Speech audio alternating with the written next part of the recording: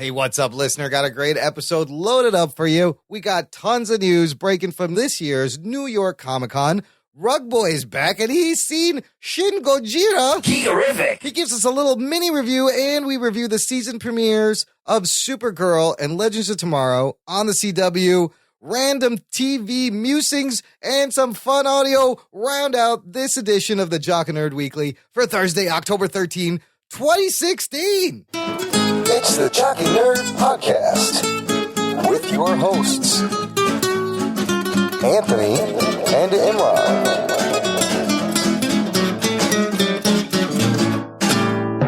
Jock and Nerd. Hey, what's happening, listener? Welcome to the Jock and Nerd Podcast.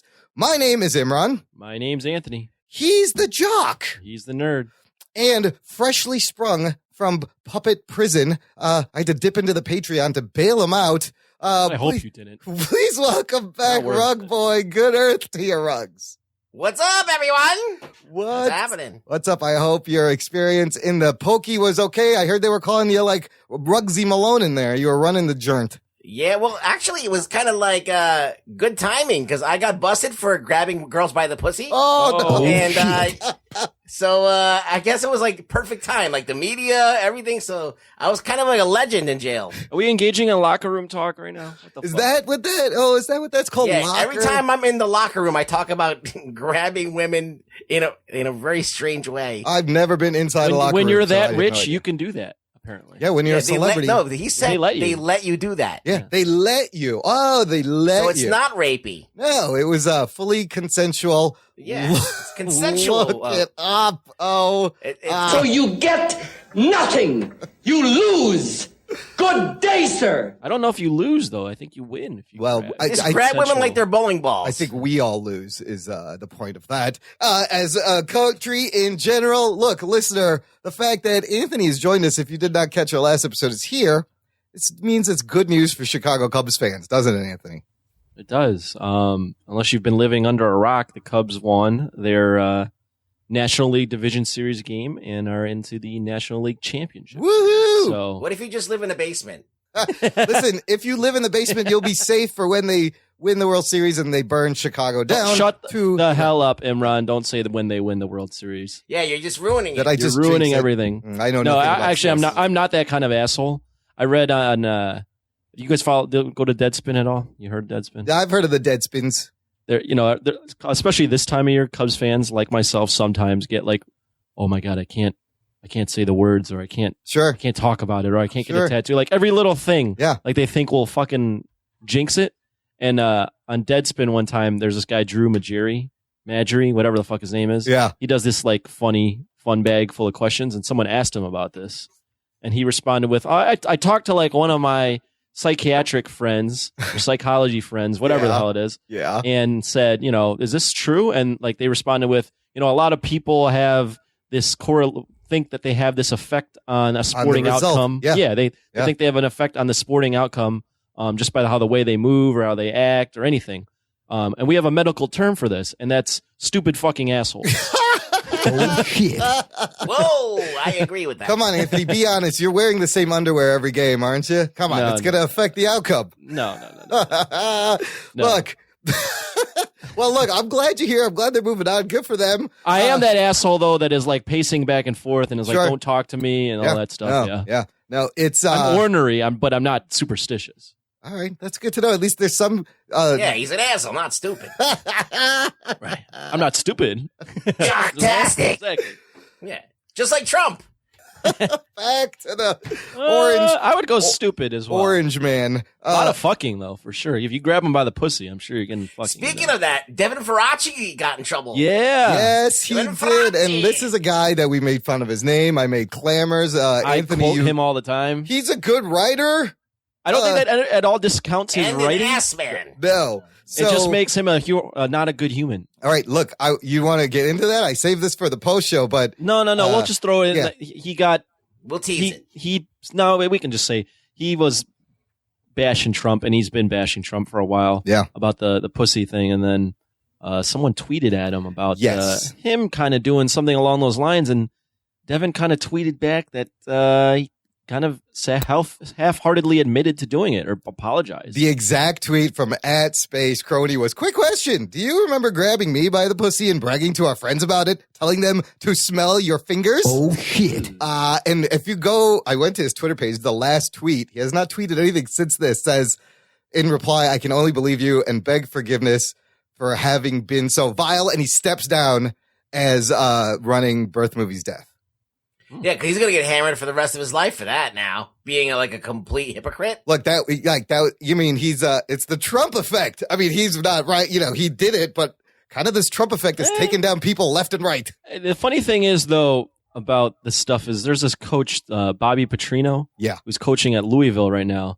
But he was at Arkansas one time and he was had a bike accident. Yeah, it was all fucked up. Yeah, and it ended up that he was on the bike with like some young woman, like some a student that was working in the athletic office. Okay. He was cheating on his wife with this woman, and he ended up getting fired from Arkansas, but now he's back with Louisville. So like, as long as like there's a certain amount of time, I don't know about Trump, but I think Devin will come back. I think he'll start writing. Like in like 2-3 years, he'll forget about it. Time heals all sex offenders. And if you just somewhat apologize. Like, I feel like I'm the opposite of that. Like, I say all kinds of disgusting shit, but I never would do anything like that to a girl ever in my life. Yeah, that's true. Look, if you're a first-time listener, we don't usually start the show talking about engage in locker room talk, pussy grabbing, and locker room talk. I say I'm gonna do stupid shit. I just never do it. What we do on this, or Jock and Nerd, what do we do is a weekly geek out session. We're gonna discuss some awesome comic book, TV, and movie related news that broke from New York Comicon, the most crowded fucking place on earth. From the pictures I saw, we are gonna review the season premiere of Supergirl and Legends of Tomorrow. Get into a little random TV thoughts from the week. I got some fun audio to share from our buddies over in Northumberland at 365 Flicks. Fuck those guys. That, listener, is what you call a tease, so stick around. For the end of the show, we got a lot to do. Let's get to it right fucking now. The Jock and Nerd Podcast. Look, if you want to interact with us, if you want to send us news articles that you want us to comment or rip apart or talk shit about, all you got to do is visit jockandnerd.com/contact. And you can join our Facebook group, email, tweet, send us your voice. There's still even a goddamn phone number on there. Millennials, you know that thing you Snapchat on? It also makes phone calls. I'm not sure if you know. So you can call the voicemail line old school. Let's start with the DCEU Justice League has wrapped filming. And Mr. Zack Snyder, everybody's favorite Zack Snyder, tweeted out a little behind-the-scenes featurette. They made a little video, and there's some cool things in here. I like behind-the-scenes shit. What did you guys think of this little featurette? I still didn't watch it. You're an asshole, Ruggs. Play it right now, then. I watched it, and I mean, it was cool. You know, ton of green screen, but lots of green screen. That's normal. I saw people saying, "Oh my god, look at all the fucking green screen." That's normal. And if you look at any Marvel behind the scenes shoots, it's tons of green screen. And especially for Snyder, he loves his and he loves that shit. Yeah. The big takeaway I had was that Aquaman didn't look goofy in his fucking costume. He actually looked pretty good. He looks pretty badass. There's some great shots of them like jumping. You see Superman for a second. Did you notice that? I did. You did see Superman. You do see them in an elevator together with Batman's like mask coming. off. You think they're coming down into the Batcave? That was pretty badass. I was trying to catch like what Cyborg was wearing. He's wearing like a goofy thing because it's going to be all CGI. Yeah. But the scene of Wonder Woman screaming, like the kind of blooper scene with Jason Momoa dropping his trident, like they're having fun. Gal Gadot looks amazing. I want to throw in, you didn't have it in here, but Daniel Nosker posted a picture of Mira. Yes, I don't know if she's Heard. Gonna be in, Amber Heard. And I don't know if she's going to be in Justice League, but she will be in Aquaman, and she looks fantastic too. These costumes the costume designs look great.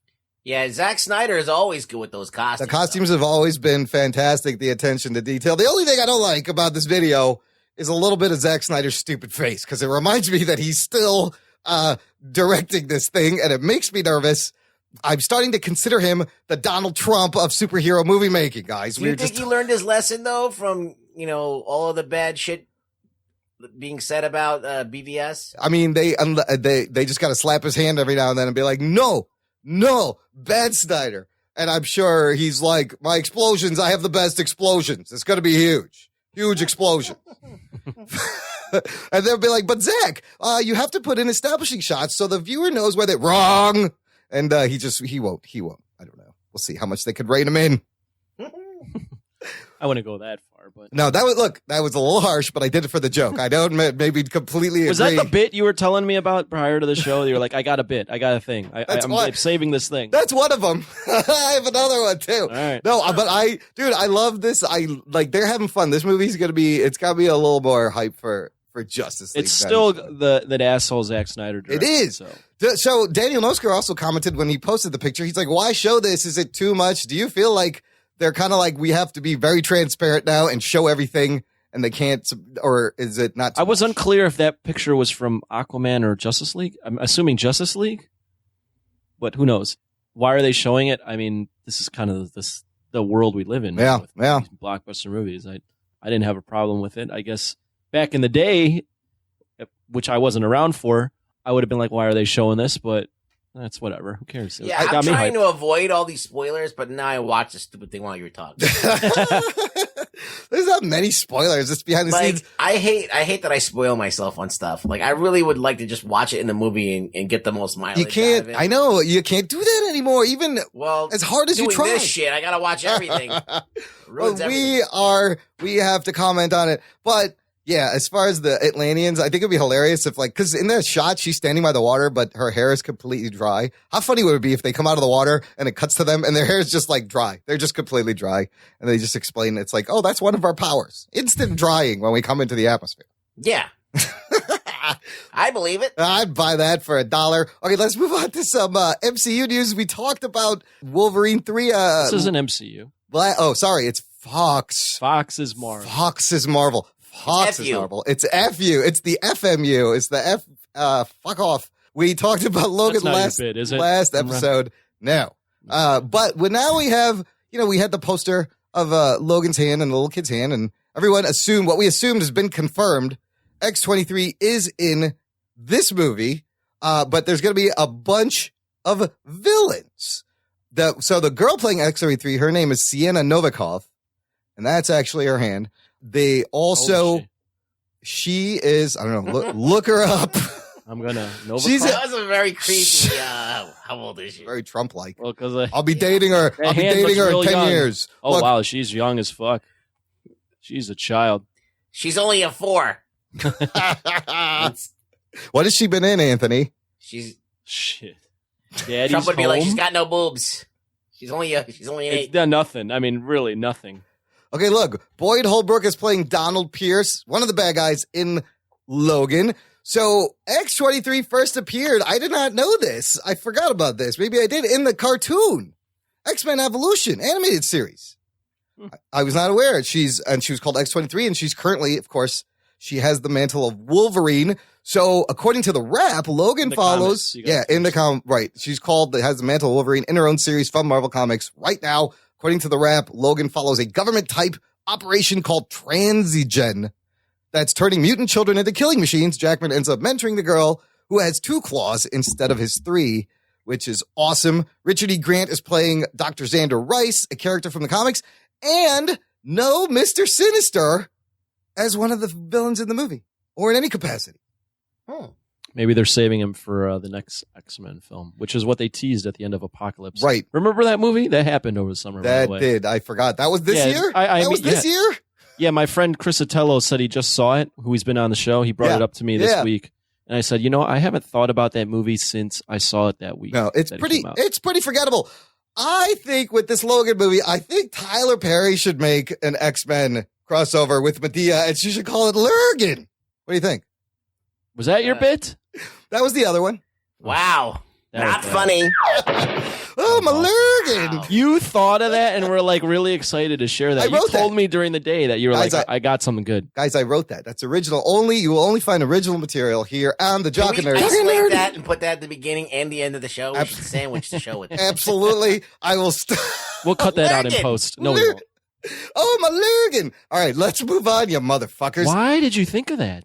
Because first of all, he watches Tyler Perry movies. Yeah. He has to have seen one at least. Those movies make millions of dollars, people. He makes the same movie over and over. Yeah. Just the man. He's worth more than like a lot of famous and actors. he's big. He was in a Marvel movie. But wasn't like he was isn't this like just like Big Mama's house like 1,000 times? There's something that his recipe has tapped into. It is the classic example of do the same thing over and over again with a little twist. It's like the most over the top African American stereotypes ever. But the guy has a great story. He started from like writing plays. Like this all started on the stage. And I remember hearing about him back then. And from that to what he's built is pretty fucking crazy. Yeah. Let's move on. What made you think of him though, really? I don't know. Because I just wanted to say the only reason I know Tyler Perry at all is from this YouTube thing that I saw called Marisa. It's this guy in drag. It's really funny. Look at him. Well, his net worth as of 2015 is $400 million. Jeez, it's not bad. It's not bad for Logan. I just wanted to say Logan. I still don't know how you got to that point. That's how my mind works. Wow. People. Don't do drugs, kids. No, don't do drugs. Yeah, it's too late for me. Yeah. We're sidetracked. Let's move on. Let's move on to some big monster movie news. Yes. Kong Skull Island. Yes. I guess they handed out this promotional poster for Kong Skull Island, New York Comicon, and they sent them to some movie sites, and it reads, "Bring the truth to light." It looks like a map of Skull Island. However, when you apply a black light to the poster, it shows you that Skull Island actually rests on the bones of a massive ancient monster. A monarch insignia is also revealed. Where do we know monarch from? From Godzilla 2014. The fucking company that made Godzilla in Godzilla, the project, which unearthed those bones. What a cool fucking idea for a poster. What a great tie-in. What does this mean? This is pretty fucking cool. It just means that there's more mystery to the world that we know. Well, there's that, and who the fuck carries around a black light unless you're looking for semen? Also,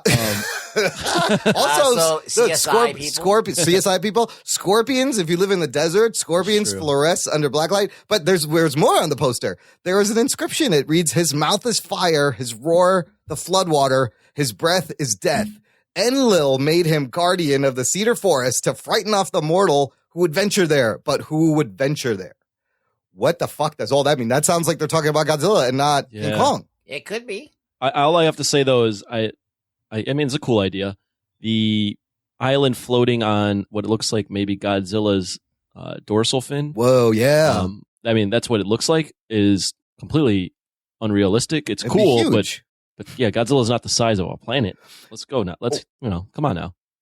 I also read somewhere that Enlil is kind of the big monster that will be the villain in the movie. That it's Enlil. Enlil is a thing. It's a creature that has some mythology. Enlil, because that's the inscription said. Enlil made him guardian of the cedar forest.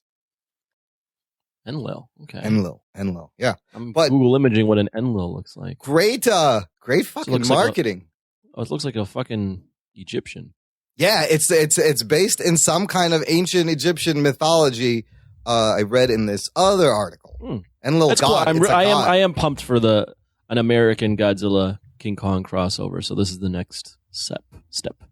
Last thing in the movie news section, we got a new Rogue One trailer. Also just dropped. Yep.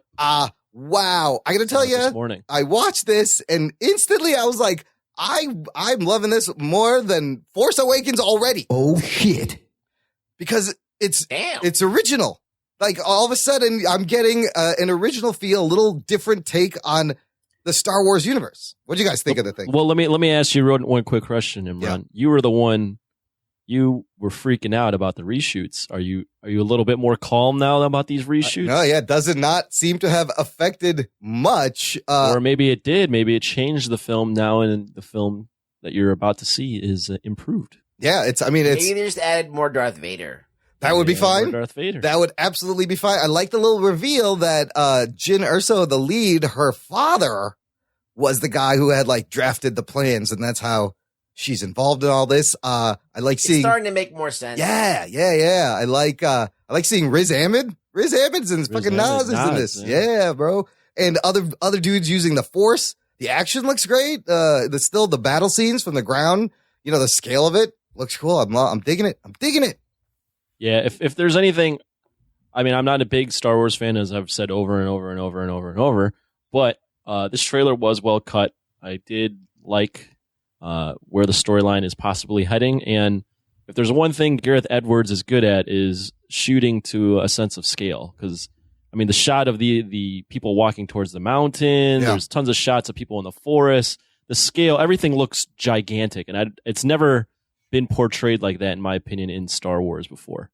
Yeah, it's a great, like, different, it feels not like a Star Wars movie. Well, you could definitely see that they're going away from that studio, the Star Wars look. Right. Mm-hmm. Yes. It's got its own thing going, and I like it.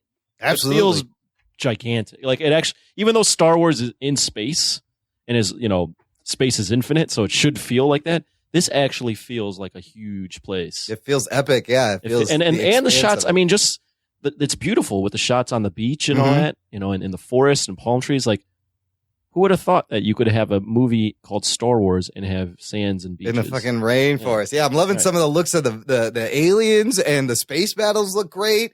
And Forrest Whitaker, who also recently cast in Black Panther. Oh shit. Forrest Whitaker, Black Panther will have Forrest Whitaker. I can't wait to see white people fucking get racist on Twitter after that movie comes out. Jesus, they couldn't handle Luke Cage. What the fuck is going to happen when Black Panther comes out? What, people thinking Luke Cage was racist? Oh yeah, you missed. Did we talk about that last week? Yes. Yeah, there were people going, "What the hell? What am I watching on Netflix? Like, this isn't diverse. It's all black people." They just didn't get that. How could Netflix put something like this on? They're like, where's the white people on literally, where are they? On literally everything else. That's where they are. The fucking show takes place in Harlem, I saw you assholes. a white, fireman. Yeah, there's some cameos. Yeah. There's some cameos. But, I mean. What'd you think of this trailer? Yeah. I think it's starting to come together. Like, before, like, it was just kind of, like, very vague, and it just seemed like, okay, I don't know what this is about. There's just a bunch of people saying these things that I can't really put them together exactly what the story is, but now I kind of know. The girl's father is involved. He designed the Death Star. They need her to try and get in there and figure this out and get the plans or get information on the Death Star. I know that that's the plot now, and that they're forming this little team to kind of help her, and that starts the revolution. And then Darth Vader's like, what the fuck? Yeah. Yeah, so like I can kind of, before I couldn't tell you that stuff from the trailer. Do you guys think, other than Darth Vader, it looks like there's no Jedis in this movie? No, but there's other dudes using the Force. I mean, he mentions there's the Force wielders. Yeah, there's Force wielders, but no Jedis, right? There may or may not. Well, be may Jedis. not be. From what we've seen in the trailer, is that a big part of Star Wars, or is that cool? No, Jedis are a big part of Star Wars, but I think it's cool to like see other Force wielders that are not Jedis. Absolutely, yeah. I'm totally okay. Or people fighting against the Rebel Alliance or whatever the hell it is. What's the bad guys called? The Empire. The Empire fighting against the Empire without the Jedi Force. That'd be kind of cool. You could say like, okay, let's say like the Jedis are like Tibetan monks. Yeah. Right.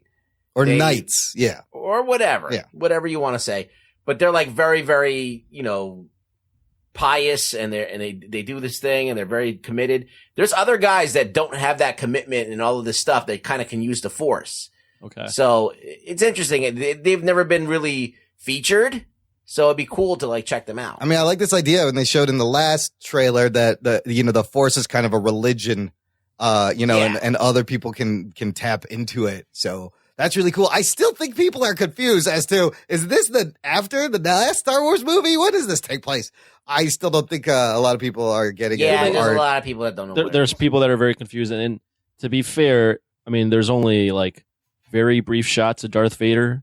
So they're not really pushing this as a prequel. And that's the sad thing is I don't think this obviously is not going to make nearly as much money as The Force Awakens. I don't think it could. Who knows? But I'm really so much more excited for this now, seeing this, than The Force Awakens. I was rewatching it as you guys were talking. It is quite beautifully shot. Or at least the trailer's cut very beautifully. I don't know why they wouldn't even include that into the trailer, like before Skywalker. Right, yes, they should just like just that one line would have probably set you straight. Didn't you say, Imran, a long time ago that they won't have the crawl to start this movie? I mean, I think they were debating that, and that was the whole argument. Is like, what is that only for the mainstream Star Wars storyline? I feel like this would almost be essential to this movie to have the crawl. They better this is the first time where you got to be like, wait, where are we in the timeline? Also, like, Star Wars fans are ashamed to admit that they are excited for a prequel. Oh, you know, after going through, you know, the first 3 episodes, that this is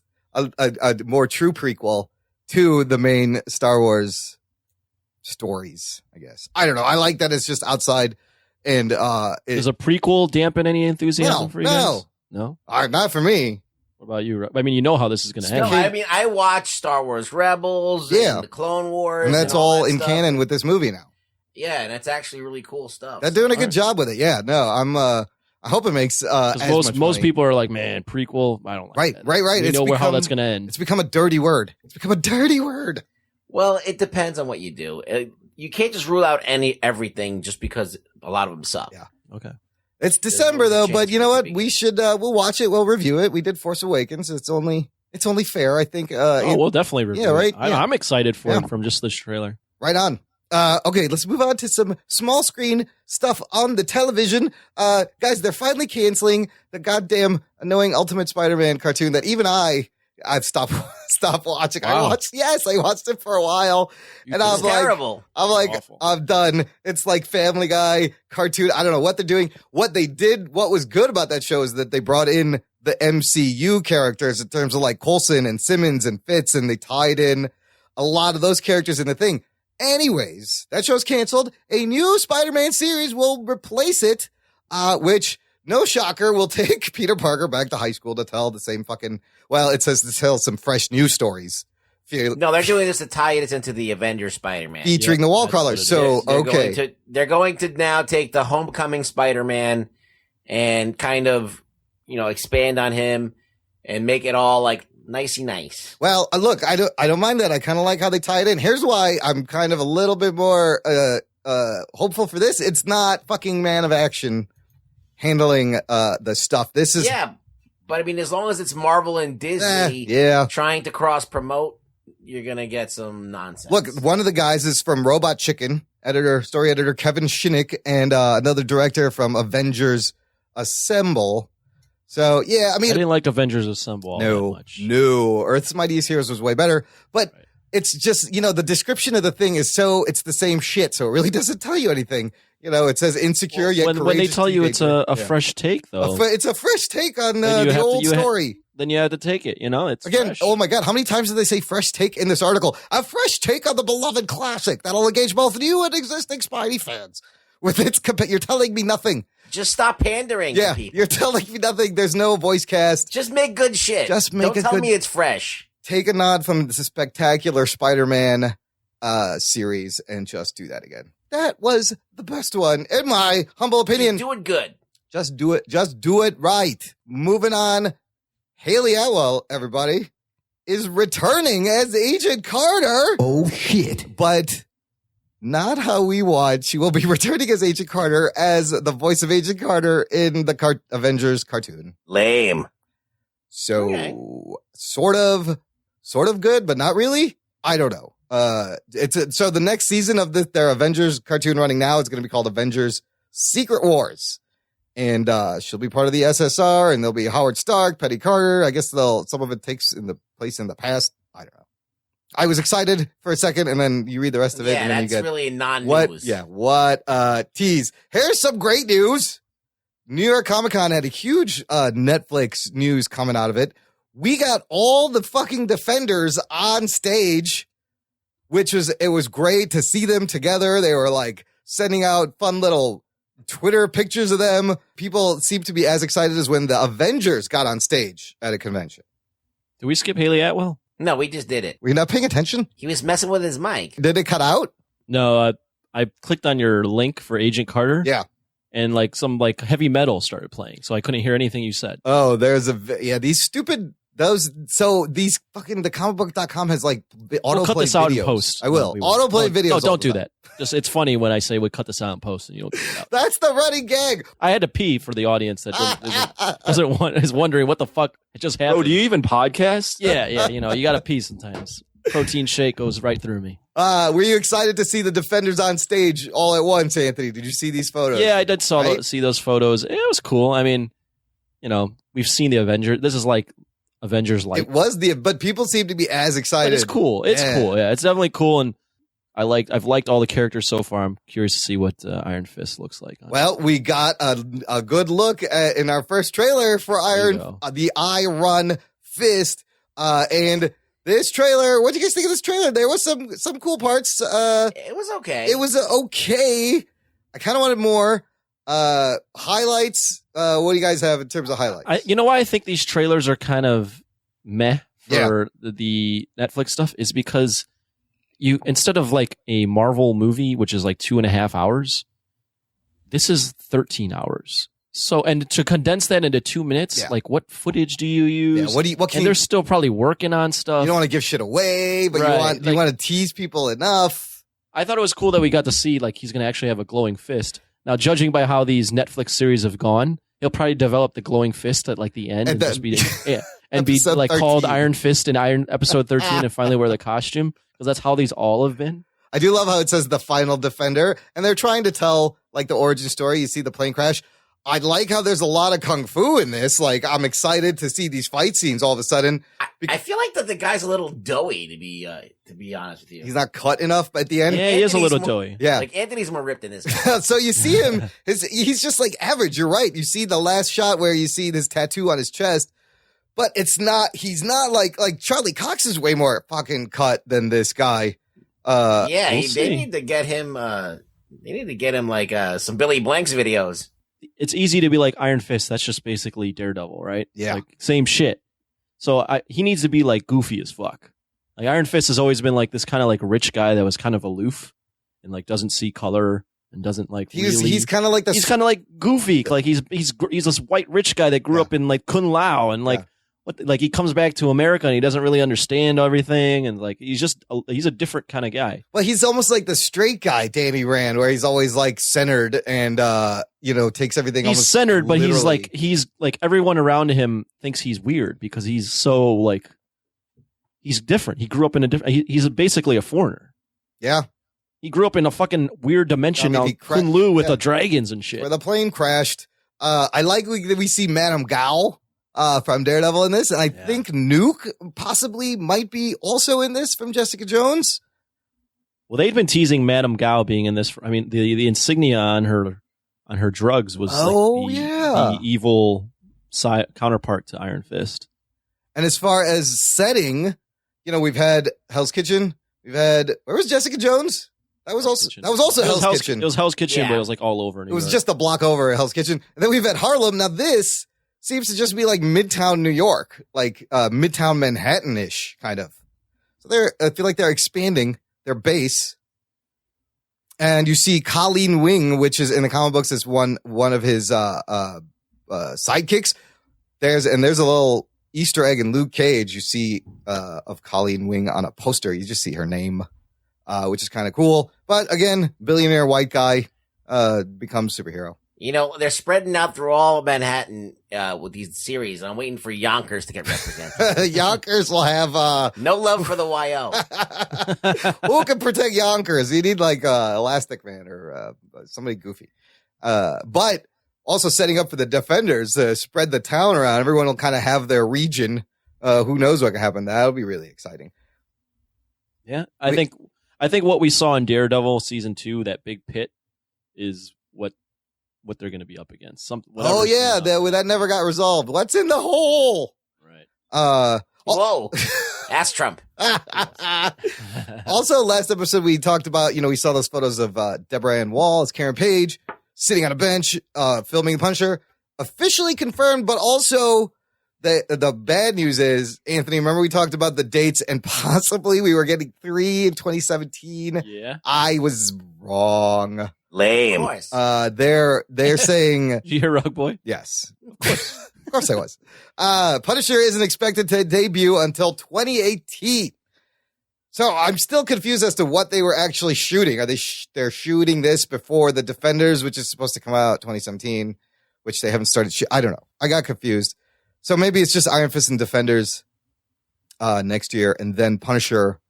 I don't know. Make it 3 a year.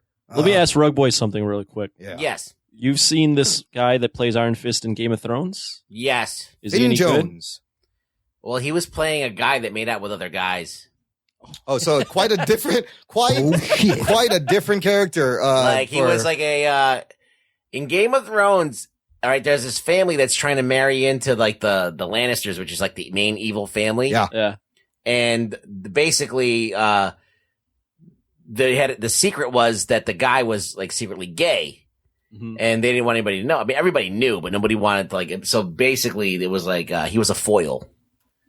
You know, so I wasn't like when they named him Iron Fist. I wasn't like jumping for joy. No, a lot of people were like, "That's the most whitest guy you could pick." Who cares? You know, whatever. You know, we got a lot of people that go that way that play superheroes.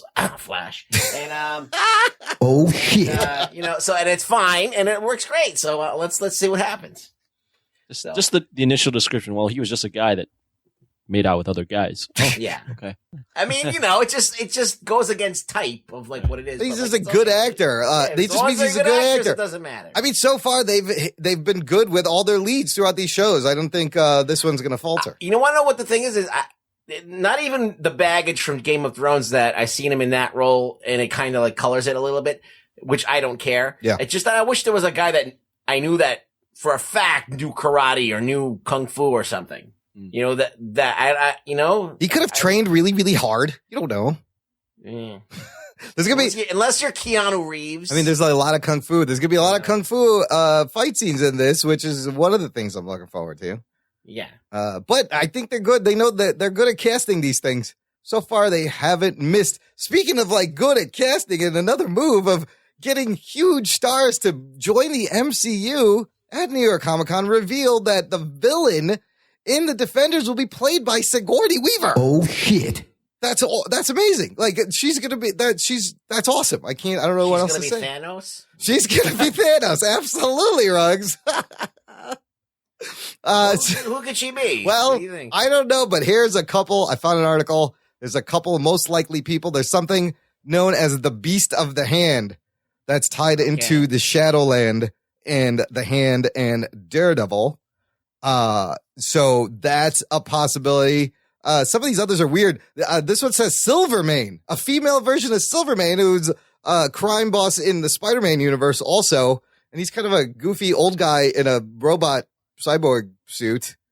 But I don't really know who the Defenders fight. This one might be the most possible.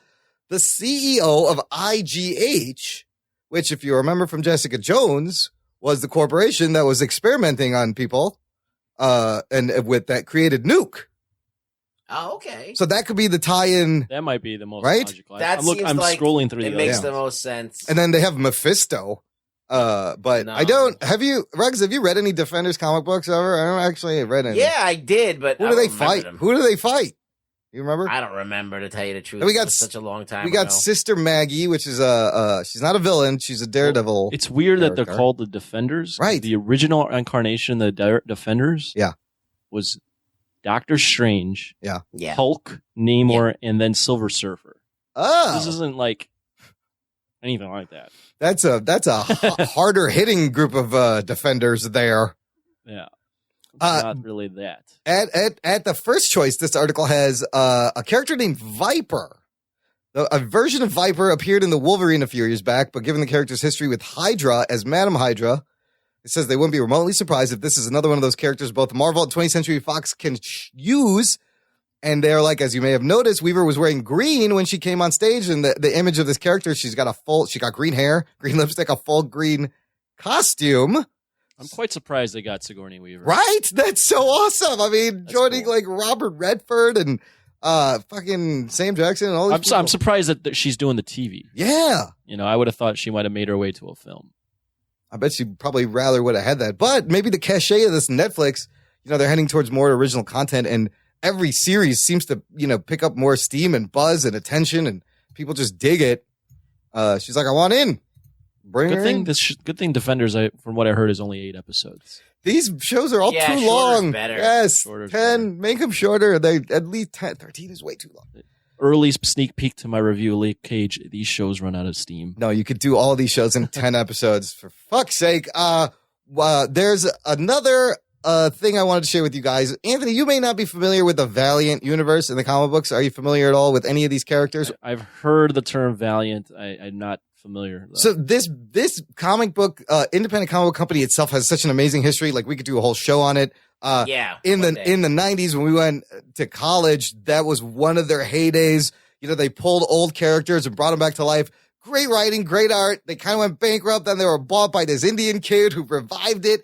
And now the company Bat in the Sun, who do the superhero beatdown videos, you've seen those, right? The costuming and the fight choreography in those videos versus Darth Vader one. Yeah, the Batman, the Superman and Batman versus Darth Vader one is amazing. Great production effects. They've been tapped to do like a web series for Valiant characters, and there's a teaser for it's called Ninjak versus the Valiant universe, and Ninjak is an awesome ninja character from the Valiant universe. The guy playing Ninjak is the guy who played Deadshot on Arrow. Yes. And this trailer is pretty sick. Like their production it looks like network television. I mean, looking at it, and is it animated? No, it's live action. Yeah, it's like B movie level. Like I think it's almost up there with the CW shows. Yeah, maybe. Not that. I wouldn't say that much, but like they do an okay job. But there's a big cheese factor there. It's like definitely B movie, but it's still worth checking out. They do a good job. It's entertaining to watch. If you don't know about the Valiant universe, I'll just do a quick rundown. Absolutely. Here, let me give you this. Here's the rundown. Okay, so Jim Shooter was this like major dude in the working at Marvel, big writer, and he left Marvel to form his own company. And so he wanted to make a universe of superheroes that didn't necessarily wear costumes or capes. Right. And they kept it that way for a long time, but they eventually went to the cape route, whatever. But they made this crazy universe, and they had all of these cool, like down to earth, like kind of realistic, like superheroes. They're trying to be a more grounded, like Marvel almost. So they had like their counterparts to like everybody. Yeah. But like one of their main guys that they have is Bloodshot. Yeah, Bloodshot's awesome. Which is like a Punisher, like a soldier who has nanites in him. Remember Universal Soldier? Like those guys that they throw in the freezer and they'd be unstoppable? Yep. He's basically the same thing. He's like this guy. He looks like a corpse with like red glowing eyes. And he's like the Punisher. He just goes and kicks ass and whatever. And he's like strong. He's got the nanites in his blood that can like repair him and any injury. Well, but you see him in this teaser. He's pale. He's got a red dot, and he gets shot in the head, and then it heals up. He's being played by the guy who used to play the Green Rangers in Power Rangers. That's right, Jason Frank. Yes. Jason David Frank. Yes. Yeah. He's playing Bloodshot, and Bloodshot's awesome. I used to draw Bloodshot all the time. Ninjak is like a ninja, kind of like Ninja for Hire. Is he Valiant? He's Valiant too. He's all Valiant. Why is this called him versus the Valiant? It's just him fighting the entire. Yeah, that must be the setup. As it starts. Well, I with figured him. that they picked Ninjak to be the centerpiece because he's a ninja and they do a lot of martial arts, so it plays perfectly. And then Bloodshot comes in because he's also does martial arts too, but he's more like a Batman, like a powerhouse. He's not really so much and he's got lots of guns. Like, yeah, if you could imagine, like he's kind of like Batman with guns or the Punisher. More or less. Yeah. He can fight, but he's not as aerial and acrobatic as somebody like Robin or Nightwing would be. I mean, imagine Jack's more like that. Punisher with like Wolverine's healing factor is you kind of get Bloodshot. They have their own Iron Man, which is Exo Manowar. They have their own mutants, which is called Harbingers. The Harbingers, yes. Then you had Archer and Armstrong, which was like a fat guy, and the Eternal Warrior. Yeah. There's so many cool characters in that. And Barry Windsor Smith used to draw a couple of books. Like the art was great. It was very good. I used to have a ton of these. And I heard that this revival is very cool. Yes, and it's still on the DL. It's not like very, very well known. And I plan on one day going and fucking catching up on it. I mean, it's selling well, yeah, and I've heard it's pretty critically acclaimed, and it could sneak in. I mean, the guy's trying to build a universe to compete with the big three. Well, I just watched the trailer while you guys were talking. I was listening to. It is, I mean, it's good. It's not. It's Imran. It's slightly below the CW. Now that watching it again, it's B level. It's B level best. Yeah. It's B level at its listen best. to Rugboy. He's right. But I mean, for these guys, they started, they built it themselves and started their craft doing these videos. And it's in between B level and like a sci-fi flick. Okay, yeah. Which is, it's not that. It's the same level as all their other fucking videos, The Bat in the Sun. It's maybe a slight step above. There, lots of After Effects. So is this going to be an actual movie? It's a web series. It's going to be a web just series. on the web. Yeah. But I mean, I think this is a cool way to introduce people to the Valiant universe. Absolutely. Yeah. And to be honest, if they were to get on TV and they were to get something made that could get out to the masses, I think people would love their characters because they were very well thought out. They were super well thought out. They didn't have any of the baggage that the Image characters had, which is like really bad clones of Marvel characters and DC characters. Like they actually thought about everything, like and put it into context very well. It's just a sad thing that they went bankrupt. Yeah, and they got a second life, but yeah, definitely quality stories, quality art, well thought out stuff. I'm hoping that this gets people interested in some Valiant stuff. Speaking of like ninjas, sort of. Yeah. Going off topic here, but did you guys catch the new Power Rangers trailer? Yeah, yes. I did. What'd you guys think? It was okay. I mean, Power Rangers wasn't for me, but I like the update of it. A lot of people were like, this is like Breakfast Club meets, Power Rangers kind of thing. Cause they're all in detention. For people who grew up with this, I would probably be pretty geeked for this. Look, American Power Rangers is so ridiculously fucking bad. Yeah. That no one has a right to ever fucking be protective of it. Now, if you're into like Super Sentai and all that shit from Japan, that's different because that's a different level of stuff there. But, American Power Rangers, like, lucky you're getting anything, guys. Well, I'll just say, as someone that did grow up on this, American Power Rangers, not Japan, I kind of like the trailer. Yeah? I do. Inevitably, I think this movie is just destined to be bad. But this trailer got me excited. It's pretty decent. So I thought, and it's Charlize Theron's in it, right? Or is that Charlize Theron? No, that's Elizabeth Banks. White people, white actors. They all white blonde women. They all look the same. Yeah. Anyway, it could be like a Pacific Rim. You got robots, a super robot like Voltron. You got a big monster to fight. That could be awesome. It's funny, Anthony, that you mentioned this because I had this in the notes and I cut it to kind of trim time. But what I found interesting was the story regarding Max Landis about the trailer. Did you catch any of this? No, so Max Landis tweets this out, right? This is what he wrote. He goes, I wrote a silly, fun, goofy, retro teen action adventure movie. They fired me, and 5 or so writers later, it appears they made Chronicle. Basically, he was fired from this movie, and he's calling him out for making his movie Chronicle again. It says it does look Chronicle-esque. Yes. And he goes, yes, it appears they hired the writer of Chronicle and he wrote a Power Rangers movie. So they fired him and made Chronicle instead. He's pretty much saying this movie is Chronicle and Max Landis is funny. It's hilarious. That's really hilarious. So that was the best part of this whole Power Rangers trailer is that it got Max Landis all in a huff. He's always pissed about something. Yes. He is pissy. At least they now have the Yellow Ranger being the Asian girl and the Black Ranger being the black guy. 2 on the nose? Oh, what's wrong with that? Oh, shit. Let's light up all the colors properly. The Pink Ranger? Is the Pink Ranger still a girl? It's a girl. And then the Red Ranger should have been a Native American? Yeah. Yes. Yeah. Oh, yeah. Yeah, there you go. Or a Russian. These things write themselves, people. That's all you gotta do, is it's color-coded ethnicity. But Max, you know what? Write a movie. Give us something good. What have you been doing? I think he does write movies, but he just rubs everyone the wrong way that no one wants to buy his shit. No. Well, even though he is a good writer. He always reminds me of like a rich dad. It doesn't matter. He's like the geek, like Martin Shkreli. There's something about them that's very similar. Well, his dad's like, isn't he dad, the famous, Landis? Yeah. What's his first name? John Landis. John Landis, yeah. Did American Werewolf in London and the Thriller video. Well, he's very outspoken, but I do remember we talked about his wrestling videos and his Man of Steel. His wrestling video, I don't know if you've ever seen that. Yeah, they're crazy. It's good. They're crazy. His wrestling video is good. His Man of Steel stuff that he talks about is good. So we're going to end the news section with something I'm probably the most excited to hear right now. Why? It's because Rugboy has seen Shin Godzilla. Oh, shit. So, okay, hold on. I'm going to give you this and let you have at it, Rugs. Give us a quick reaction. Here's the rundown.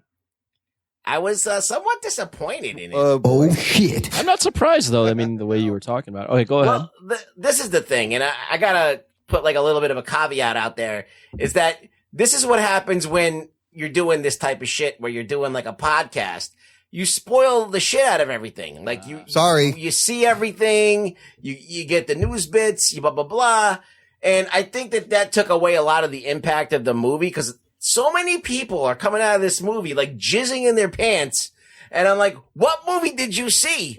Like everything was just underwhelming and like just like lame, you know. Well, but they were. Let me just say this very quickly: the movie, as far as a Japanese monster movie from Japan, this is the best quality that I've ever seen. That's come out of Japan, huh? Yeah. So like it looks great. It's directed well.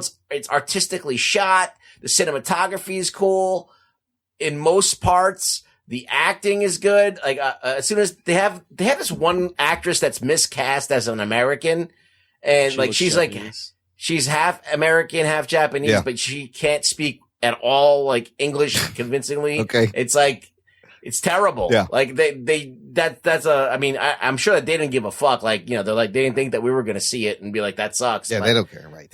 Yeah, but it's just bad when you're watching. You're like, this is terrible. But the acting was good. The biggest problem is they changed a lot of the things that I like about Godzilla so much that it's almost not Godzilla to me. Oh. They gave him different powers. They gave him different weaknesses. They made his origin different and whatever. But, they say this is a new Godzilla. But to scrap, however many years of history and all of the things that I love about Godzilla and now ask me to swallow this movie, I want to be dazzled. Okay. If I'm going to have to fucking give up my Godzilla, I want to trade it in for a better Godzilla. And the only way this Godzilla is any kind of way better is that he's got more ways of shooting lasers out of his body. Everything else is terrible because after he shoots the lasers, he shuts down and goes to sleep. And the way they do that is terrible. And, so there's just a big problem with Shin Godzilla to me. The movie's like, if you're like a kid and you want to watch this movie, unless you're like a really nerdy kid that can pay attention to subtitles, and political intrigue, you're going to be in hell. There was kids in the theater and they were just like, they were just, cause there would be like almost like 20, 30 minutes of just people in boardrooms just discussing lots of dialogue, lots of reading. What to do? Do we do this? Are we allowed to do this? Do we have a sanction for that? Can we get permission for that? Sir, can I get that? Yeah. Wow. Permission? And that's all it is. And I understand it's like they're talking about Fukushima that happened and all that stuff. And they're trying to like do like a satire on how they mishandled that whole, that meltdown and all those people like, being fucked up from the tsunami and all that stuff. And they're trying to make an allegory to Godzilla. But at the same time, it's like, it's redundant. Like they make the point, like within the first, like, I'm going to say the first 15 minutes of the movie, they've already gotten the point that it's complete redundant bureaucracy. Like they have to go through all these channels before they make a decision. But instead of like, okay, this is how it's working. This is how this works. The government works here. Now we're going to, get onto let's move on to the story. They keep coming back to these board meetings again and again and again. And that's exciting. And this is the part that really bugs me is like, so Godzilla's like in earnest, like attacking the city. He's like, plowing through the city. Yeah. And then they just cut back to this serene boardroom. They're still filling paperwork. They're like, hold on. Feels like, it's just this serene, like sterile boardroom. And and it just cuts that sense of dread for like right out. I'm like, these guys are so fucking calm. They're like sipping coffee. And like, I want to see people like fucking like running around like and shit shaking. You know what I mean? Like, it didn't have that sense of like, there's one scene where it does, for a little bit. There's this one scene in the movie where like Godzilla like opens up on the whole city and everything. And that was like the one moment where like, this could be great. I see greatness in this movie, but then it's over with and then it's more talking. So, it sounds like he kind of hijacked the movie for like a nationalistic commentary. Well, that's fine. I mean, that's fine, but that's not what you understand what I'm saying? Like, this movie is not, if you're going to do this, don't make me give up my Godzilla origins and everything that I love about Godzilla for this. I'm going to try, like, G14, as much as it's also very different from Godzilla, it gave me something at least that I could trade in. I'm like, okay, I finally have a living, breathing, emoting Godzilla that moves like an actual thing and you know, has different poses and does different things, attacks. I could see him attack and swing his tail and do things. Okay, so give me that and I'll come 50% and I'll meet you halfway and I can like this movie. But this one doesn't give you anything other than taking away all the things that are great about Godzilla. And another thing that I think that really slowed this movie down a lot is that Japan is always knee-jerk reaction to our movies. Right.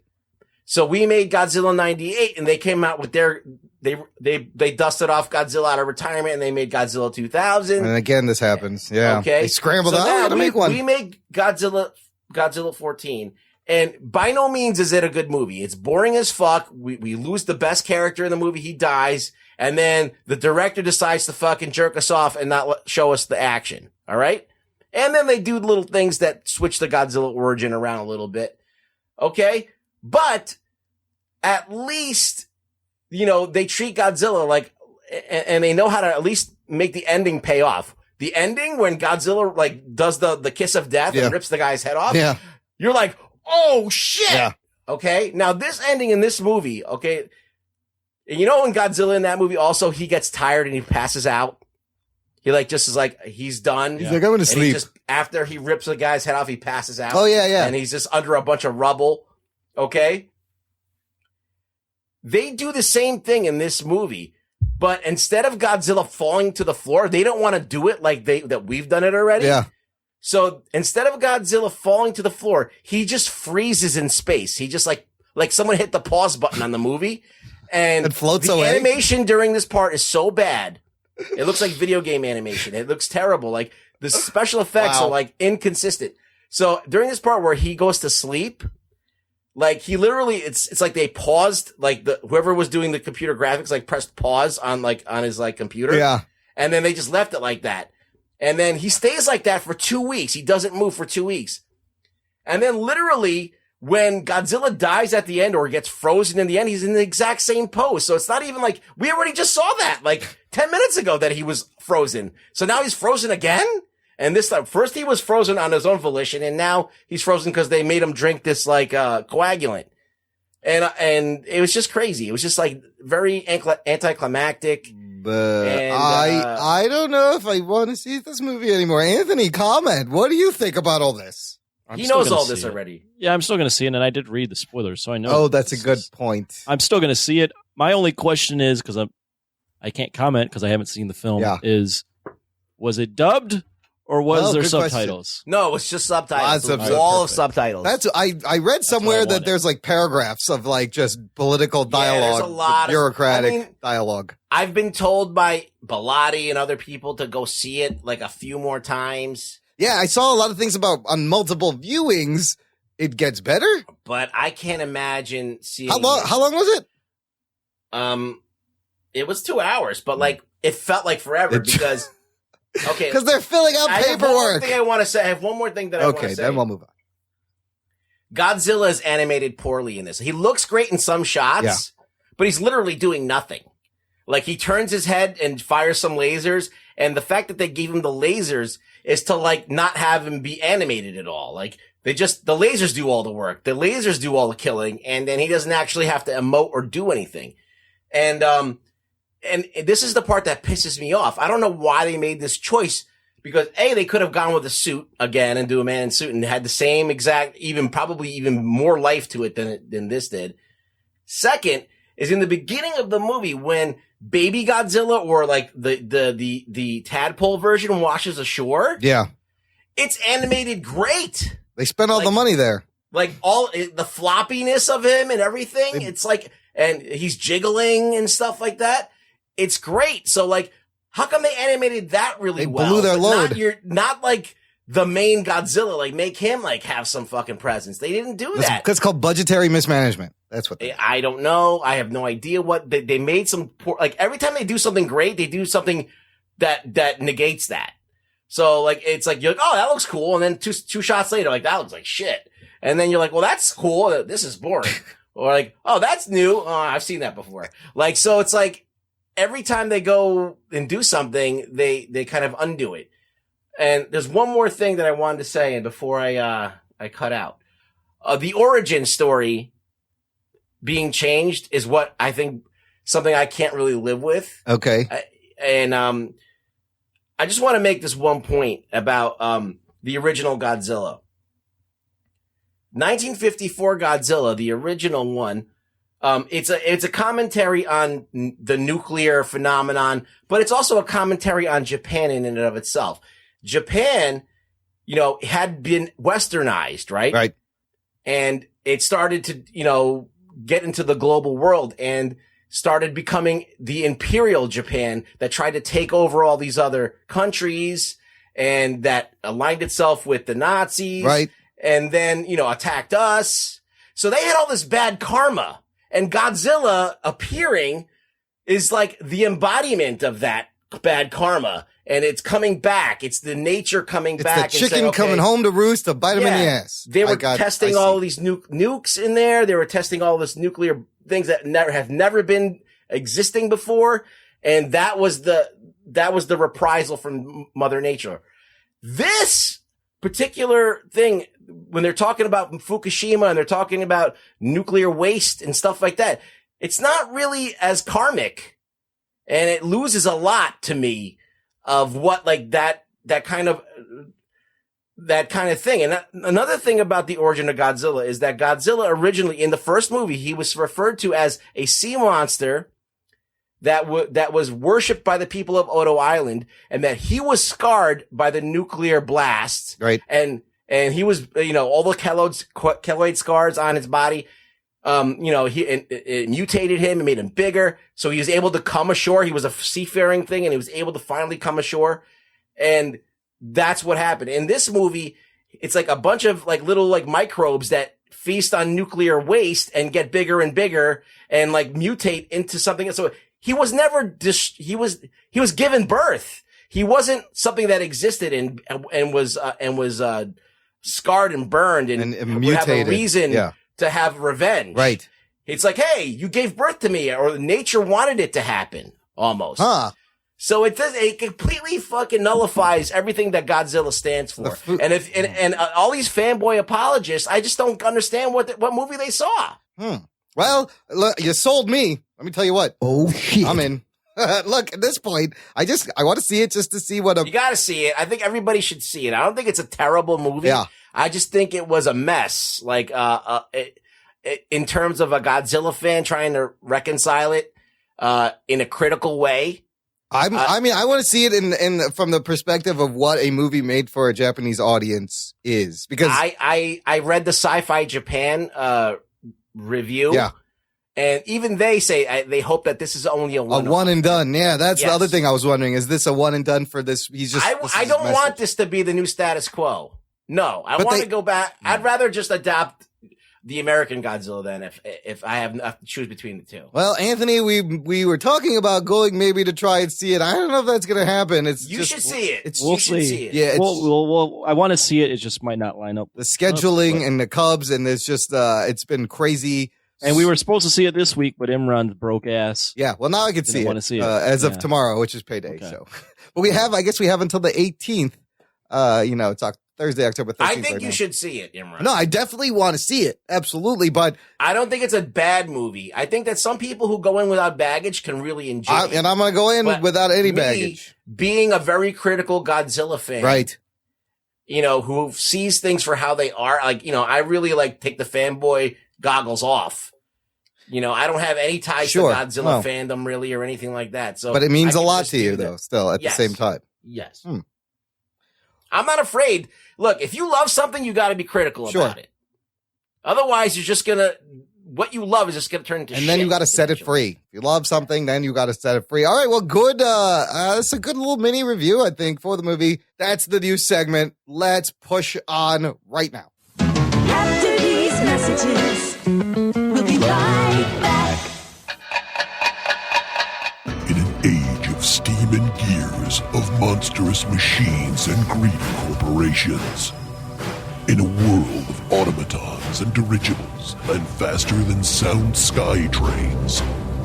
In a time out of time where the Americas weathered multiple civil wars, where armies continue to watch from the brink of the next conflict. It is a reality where witches and ghouls live among thinking machines and walking machines that resemble humans. It's a role-playing game. It's a dramatic radio adventure. It's a comedy. It's the Steamrollers Adventure Podcast, available on iTunes or at rigstories.com.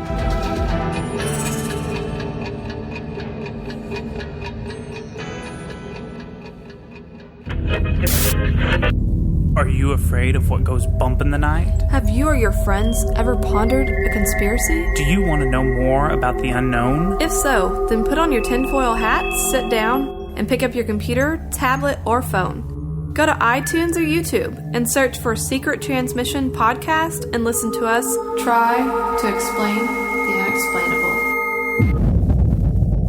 unexplainable. Follow us on Twitter for updates on shows. At Secret Trans Pod. That's SecretTranspod. Or you can email us suggestions at secrettransmission@hotmail.com. That's secrettransmission@hotmail.com. Jock and Hey, listener, we got a fan club. It's like an old school fan club, like when you used to read Marvel Comics and in the back we would join Foom and they would send you stuff.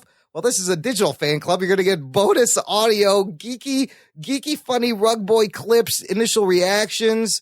It's all at jockandnerd.com/Patreon. And we love all of you who are already hooking us up on the Patreon. Thank you very much. Thank you very, very much. Join up, man. Let's make this thing huge. We need to spread the stupidity. I'm going to issue our first spoiler alert. Prepare to be spoiled. We have a season premiere of Supergirl Season 2, titled The Adventures of Supergirl. Our first look at Superman and Supergirl on screen for the very first time ever, actually.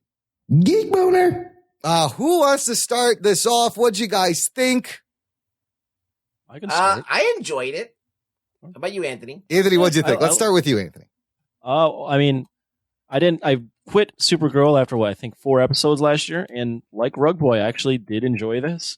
Some of the stuff I was a little lost on, like why is Supergirl not all of a sudden not liking Jimmy Olsen anymore and new home base, but it had that like CW feel with like the squad and the smart guy and all that stuff. Yeah, the team, getting the team together for her. The biggest thing that stood out to me, though, I liked Supergirl a lot, and I mean, it is a very fluffy show still, so I don't know if I'll continue to watch it, but I thoroughly enjoyed Superman's performance on screen. I thought they nailed Superman. I thought they nailed his personality. I thought they nailed the fact that he's basically Captain America. He's kind of cheesy, but he's just a good-hearted dude, and he wasn't so fucking serious. He was in a lickety split, like he used that line, and I thought that was funny.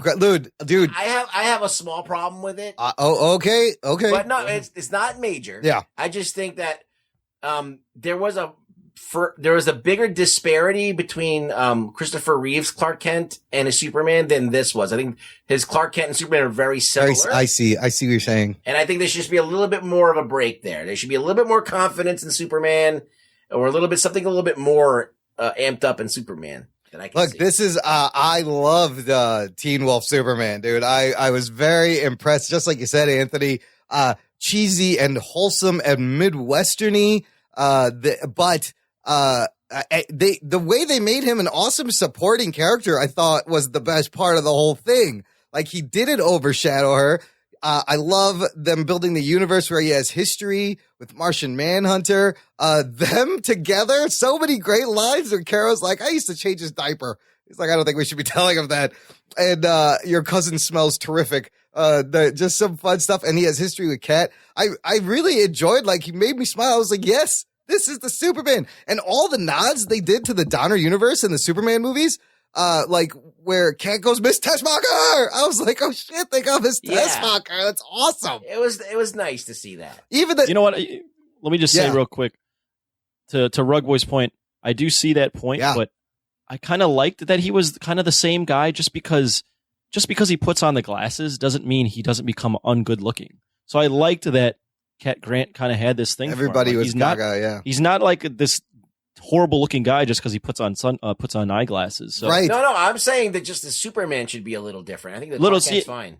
I was just thinking that his personality, whether he's Clark Kent or he's Superman, it just kind of runs through both. So he like amps up the quirkiness when he's Clark Kent, but at the end of the day, it's still the same guy. So he can't really.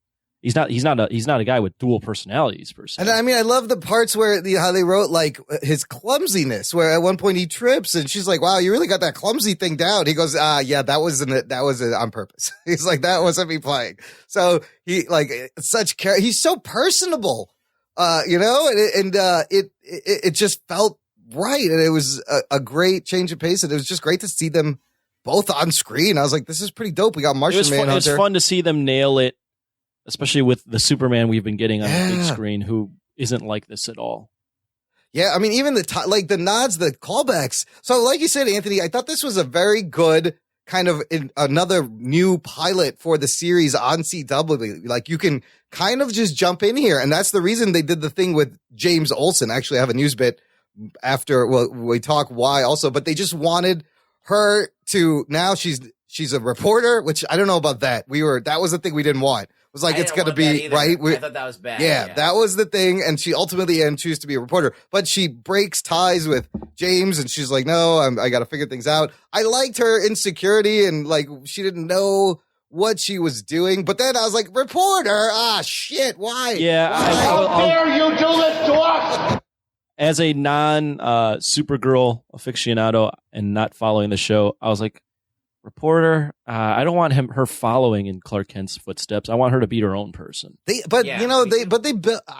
did enjoy how they built it up. Yeah, they built to it, yes. But at the end of the day, it's just another girl. She's just Superman. Yeah, she's just girl Superman. Like, let her decide her own path. I don't know if that's how it is in the comics, but let her become something different. And then we got to see Lex Luthor's sister, Lena Luthor. Lots of references to Luthor. They even were like, he caused an earthquake in California and he's in jail. And that reminded me again of the Superman movie. Absolutely. All these callbacks, the space flight that they save in the John Byrne reboot in the 80s. That's what happens in that. Even the title, The Adventures of Supergirl, is a reference to the 50s George Reeves show, The Adventures of Superman. Like, I just love when they play with all the different versions of Superman in pop culture and in its mythology. Why was the heat vision blue? That was my one question. Yeah, they changed it. They changed that. Yeah. That was weird too. Yeah, that was weird. And then you get that line, we're moving back to Gotham, but I do kind of love how Lex is trying to fucking kill his sister. Like, you can't trust these Luthors either way. They'll fucking kill their own selves. Yeah. And then they had the intrigue of the whatever the hell that was, Kryptonian or something else landing on the planet. That was that dude is apparently someone called Mon-El. Or he's going to be Montel Williams. Montel Williams, that's right. Oh, shit. And we had the tease of Metallo at the end. So, yeah, it was a solid first episode. Well, I like how John, he came up with the name of Kryptonite. You know, that's why I kind of dug that where Superman's like, "Oh, you still got a Kryptonite, huh? Could kill us. What the fuck's up, Martian Manhunter?" And he's like, "Look, I need something. I can't just what if one of you tries to kill us?" But Metallo, John Corbin Metallo, looks like that's going to be awesome. Yeah, it was... Surprisingly, I really liked it, and the best part was Superman. So hopefully he sticks around. So would you watch another episode? I wouldn't go out of my way to watch another episode. It wouldn't be the first episode I'd watch out of the things I record. But if I have some time and I've watched like Flash and Shield and maybe Arrow, then I'll throw on Supergirl. I'm quite excited for this kind of moving forward. I kind of want to see where this goes. Get more feel of Supergirl in the CW, because like you said, they shed the CBS fucking tone, which was very important. Well, it already, even like just the way it was shot, it felt like CW, which is neither a good thing nor a bad thing. Actually, CW is kind of like a lower budget kind of feel, so it kind of felt like that. But it, they have the formula down from the other shows where it's an ensemble and you have the main person, and then you have like the tech guy that's kind of funny. Win now works. So that else. guy used to work for Cat, and now he works at the DEO, which is I think Win is basically Felicity, who's basically Cisco. It's the same fucking formula, but it works though. It works. But they're transitioning. They're going to transition out of. They're moving to Vancouver. Yes, and so they're trying to change the whole scenery of the show now. Plus, Cat Grant, Calista Flockhart may not be around. It was up in the air when they moved whether she was going to be able to move. So she's fantastic. She's so great. Like her relationship with Kara is phenomenal. Like there's so much heart in there, and you root for her to root for Supergirl, and force her to make the decisions. And then Miss Tessmacher and the Cadmus drop, that being their kind of Argus / all the bad guy things. What'd you guys think of the power levels? I kind of like that they're kind of like not super, super powerful. Like they struggle to hold up a building, and she's getting knocked around. She's getting hit. They're not super duper power level, but hurtable. These super people. I mean, you got to make them not super. You got to take out a little bit of super. Yeah. They got to have some limitations. Otherwise, it's just ridiculous. Right. It's redundant, so we'll get to see him in the next episode. A couple of interesting notes. This worked for CW.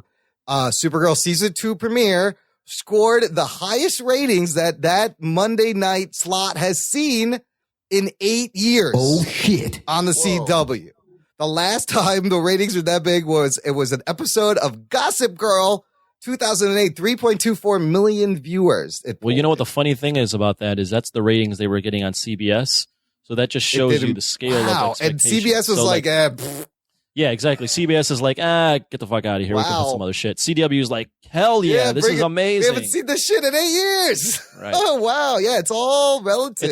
It's all relative. Exactly. Yeah, that's true. So in terms of now this universe merging with the Arrow Flash verse, the producers have come out and kind of said what they're going to do. They've said that not for her entire world, but Kara will be traveling from her dimension to the Arrowverse dimension that Flash, Arrow, and Legends lives in. So they're not quite meshed in the same universe. So I find that very interesting, where here there's Superman, there's a Gotham, but it's not. Why does that surprise you? there. That the Flash Supergirl crossover was basically what that was. Yeah, that is true. Like he traveled. Yeah, Imran, come on. Come on, dude. Oh, boo.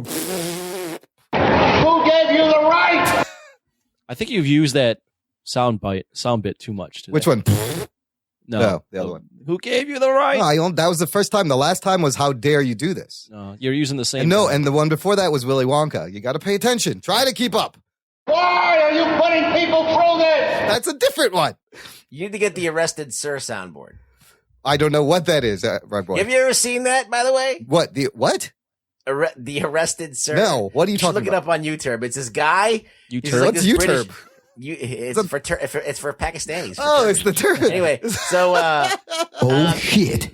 On YouTube, there's this thing. It's called the Arrested Sir or whatever. Okay. And it's this guy, this old British dude, and he goes to restaurants and he doesn't pay. Oh shit! And so they arrest him, but like when they go to arrest him, like he's like saying all this shit. He's like, and the guards are like patting him down. He's like, "Don't touch my penis." And he just says all these crazy things, and it's just hilarious. I will put it in the show notes. Can I send you the link? Yeah, I'll put it in the show notes. We should all watch it together right now. Keep talking. We'll watch it in a second. One last thing. James Olsen, as season 2 progresses, get this. He's going to be the Guardian. The Guardian we've seen, and he usually wears like a yellow helmet, and he's been in the cartoons. Why? I don't know. There's a photo here. So it says the next few episodes are going to make James realize that being a photographer is not enough for him. He's going to go on a pretty exciting career trajectory that we're really pumped by. James is going to decide that he can no longer sit back and be a sidekick.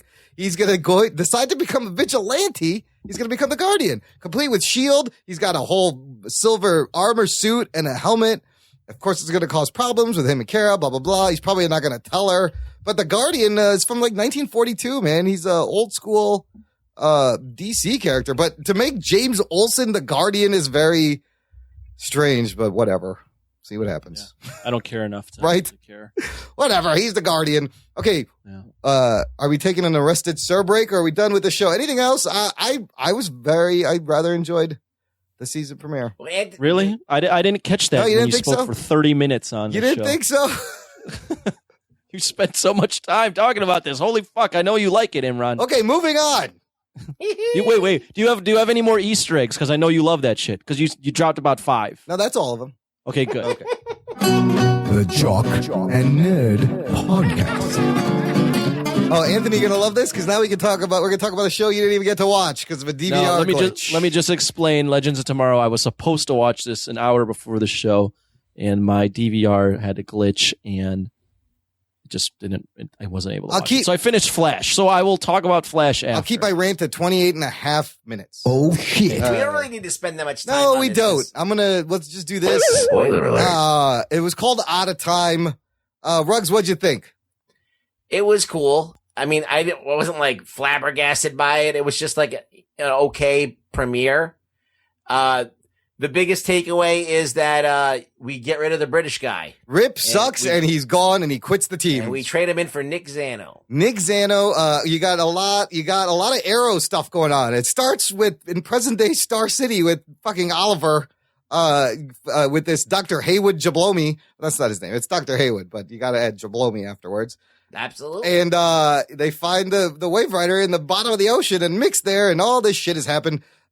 Damien Dark makes an appearance. The Reverse Flash, Eobard Thawne, is teaming up with Damien Dark, and at the very end, we get to see the Justice Society of America, Vixen, that was in cartoon form, and Stargirl, right? That's Stargirl?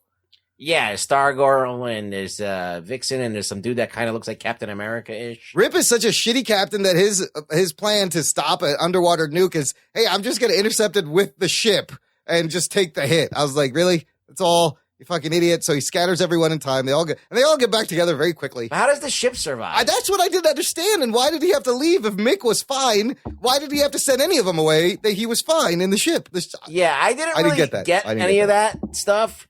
Like, basically, the whole episode is just a way. It's a device to get rid of Rip Hunter. Which is great. Rip's the worst fucking time traveling captain ever.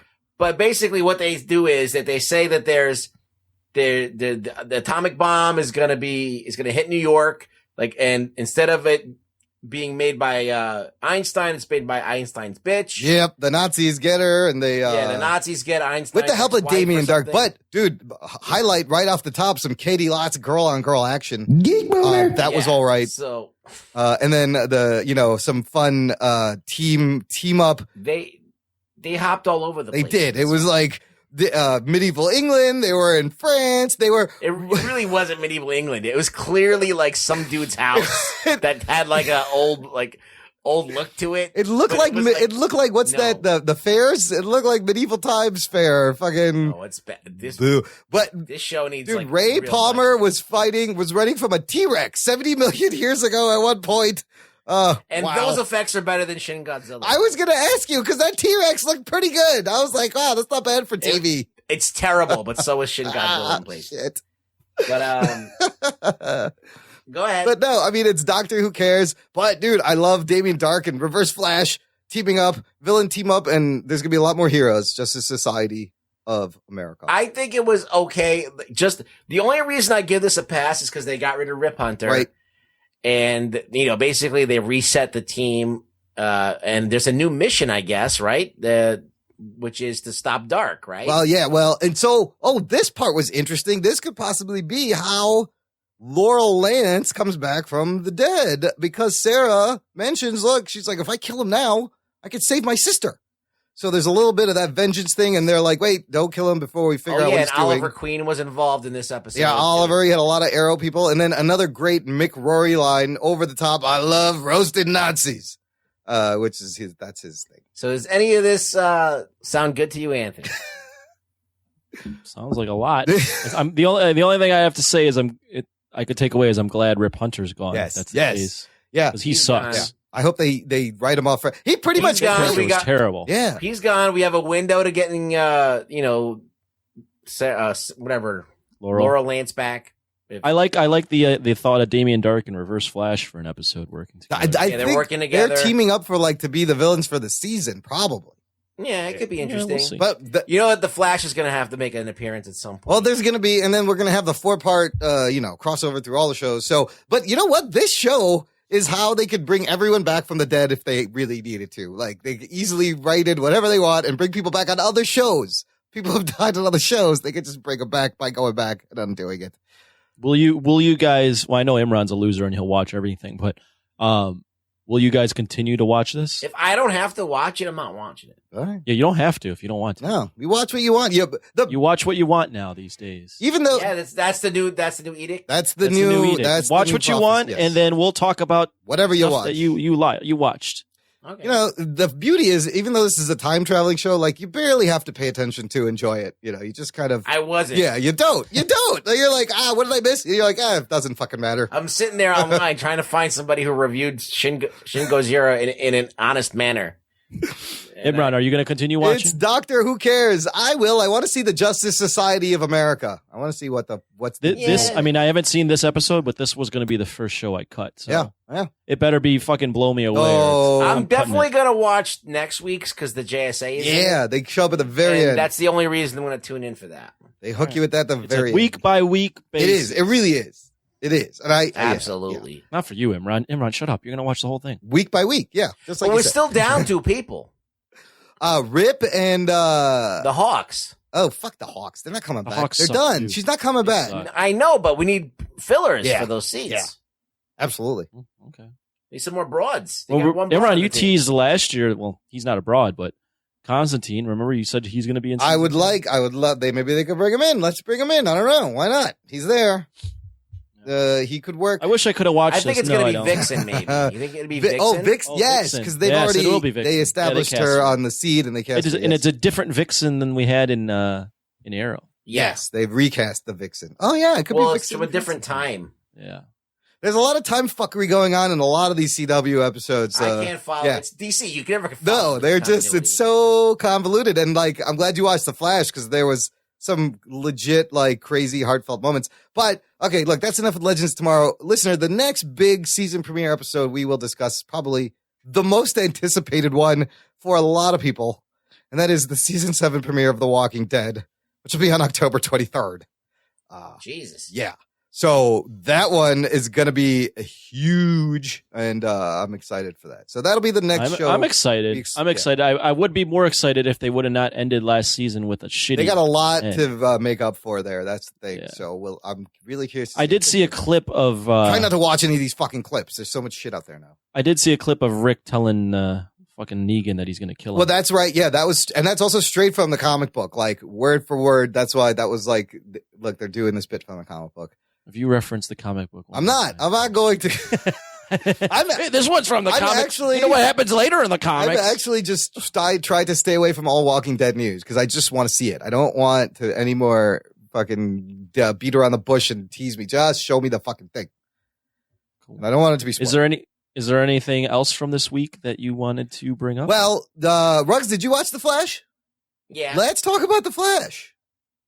Just for a little bit, because last week the premiere, I was like, I was kind of disappointed. I thought this thing came back pretty solid, and I liked it. I like where it was going now. It kind of made up for the beginning start. I've liked both episodes so far. Yeah. I really like this one too, and I like the start with Felicity being his shoulder to lean on. And it was kind of funny and another cameo. I like this. I like all the changes. I don't know where it's going, but I like the acting, and I thought it was another solid episode. Great emotional, really good emotional moments, lots of heart in this. I was surprised, and I like learning about this reset and what's different. Thing. I just don't like the guy who plays the rival. Edward Claris. Even the costume is kind of goofy, but that's pretty cool that Alchemy was able to give him back his memories from that whole other timeline, and he's like, I know what you did. That's what's cool about this is that at least this episode didn't end with it being reset again and us not getting to live in this world. At least it looks like for a little while we're going to relearn about these characters in a little different light. Yes, and you think this is the new status quo? Or I no? think I do actually think it is. That was the main lesson. Was I really love that moment when he was gonna go back and fuck with it again, and you're like, "What the fuck are you doing? This housing?" And he's pulled out by his father's doppelganger, Jake Eric the Flash, and he just fucking tells him like, "Stop fucking it up. You have to. No more do-overs. You gotta live with these mistakes now." And the analogy of the breaking cup was great. And so he's telling him basically, if he goes back in the same moment and keeps redoing shit, that it's not going to get any better. Progressively get worse. Yes.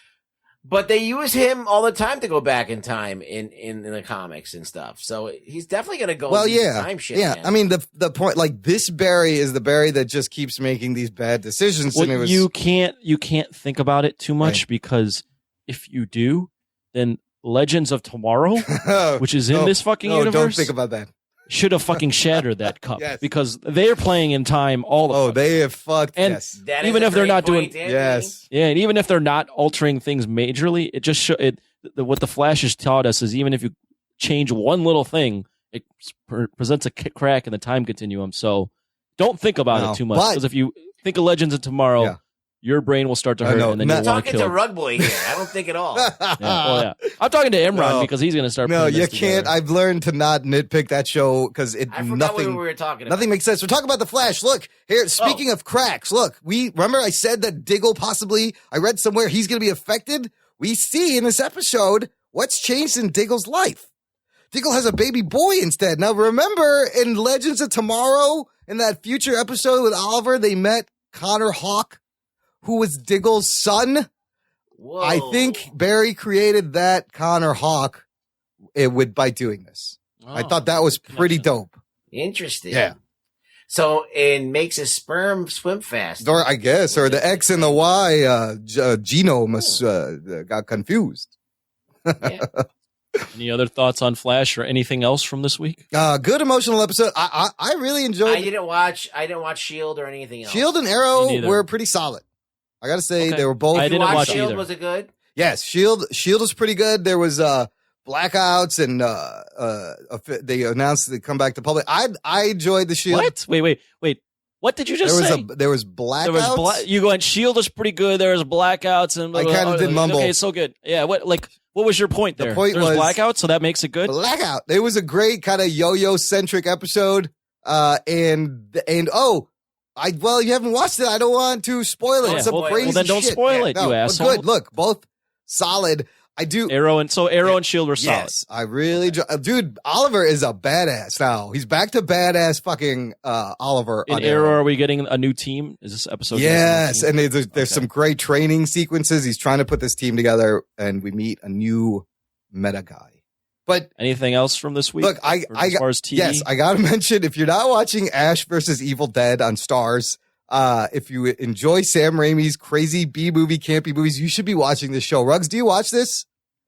I tried to watch it, and I didn't end up going back to Anthony, you don't watch this, do you? No. Imran's going to have wild enthusiasm for this. I'm just going to... No, actually, what I saw was actually pretty good. Ruggs, I never thought to go back to it. This is the kind of show I just have to describe this one scene. Because of the amazing, gross, over-the-topness. Basically, there's the Book of the Dead Ash is looking for in a morgue. It's buried in a corpse in the morgue. He cuts open the body and grabs the book. Now, since the book has been sitting in this corpse, the intestines have kind of been affected with the demon spirit, and they start fighting back. So he's fighting to pull this book after he cuts it out from just intestines and an asshole, literally. The corpse is still dead. It's not reacting. He's fighting. He's pulling this intestines. The corpse slides. The thing pulls the corpse down on him through the rectum over his head. And at one point, he's wearing the corpse of this guy. His head is up his asshole, poking out of the middle of this body. It's so disgusting. They must buy. That's probably why I don't. Holy shit. They must buy. I can't imagine the gallons of fake blood they buy for this show. Wow. I was like, oh my God. I was laughing and grossed out. It's just like it's a great weird mix of horror, comedy, gross out silliness that just works with Bruce Campbell. But yeah, it would only work with him. So if you like a scene like that, you will enjoy the show. It's fucked up. It was really, and then of course he ends it with a great Ash line, and because he's like, "There's only room for one asshole in this town, and it's me." And then he shoots the guy's asshole and kills. It's so you got to see it. It's great. I love Evil Dead and Evil Dead 2. I love those movies. And I watched the beginning of the first episode. No, I watched the entire first episode of this series. And I actually was laughing. It's the same tone, dude. They're nailing that same tone even into the second season. I just didn't, with all the shit that I There's had a lot to watch for this. Yeah. I had to cut some. I still had the DVR recording was just set and it recorded. And I was like, oh, this show's back. And then, this second episode was fucking nuts. So watch that if you want. All right, look, we're almost done. I got a couple of fun feedback clips and show audio to share with you guys. We're going to start with our buddies over in Northumberland. We mentioned at the head of the show, 365 Flicks podcast on their latest. They sucked it. Their latest. Oh shit! We love they are our doppelcasters. Are they really? Yes, they don't even like the things we like. Exactly. That's what a doppelcaster is. It's bizarro, jock, and nerd. They have literally complete opposite tastes. Wait a minute. You're two guys and they're two guys. Yeah, that's weird. That's the only thing that you have. Oh, Rugboy just busted the myth. But I want to shout out their recent episode 50 because they get a pretty cool interview with the director of that Roger Corman Fantastic Four documentary called Doomed. They have a really interesting conversation. I thought they did a good job. Shout them out. Yeah, I saw that they posted that. And I was excited. Yeah. I kind of want to see. I want to see that movie. The trailer is very interesting. We talked about it. Remember when Kate was on? We talked about the trailer. We did. Yeah. Also on their show, listener, they've been running a great bit. They got a great running bit, and it's about Anthony. Oh shit! Oh, Anthony, were you aware of this? I'm aware of. Yes, I'm aware. Okay, well, look. I'm going to fill you in some more. Let's go to the clip. We were engaged in a little bit of tete-a-tete with a good friend of ours from a podcast that you've heard us play the promo earlier, the Jock and Nerd podcast.